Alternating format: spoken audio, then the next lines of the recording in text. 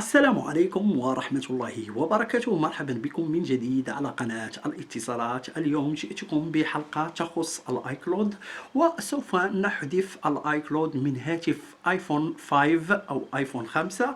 كيف الطريقة سهلة، فقط سوف نعمل للهاتف داتا ريكوفري. سبق لي وأن تحدثت معكم عن هذا الموضوع، وهو عمل داتا ريكوفري لهاتف ايفون تكون به البوردة غير شغالة، ولكن لا يوجد بها الايكلود، وتكون البوردة سليمة، يكون الايسيهات سليمين ولا يوجد بهم اي مشكلة.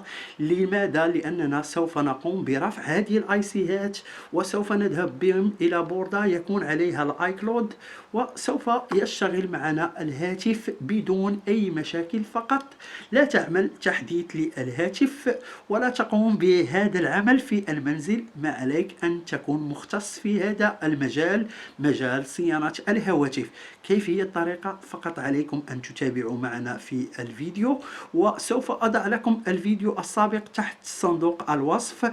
كيف الطريقة؟ سوف نقوم برفع 4 ايسيهات: اي سي السي بي في، واي سي النانو فلاش، واي سي البيزبان او اي سي الهارد ديسك، وسوف نحطهم في البوردة الذي هي عليها الايكلود. تكون جديدة، يكون بها الباتري جديد او البطارية جديدة، تكون البوردة جديدة وسليمة لكي نعمل هذه العملية.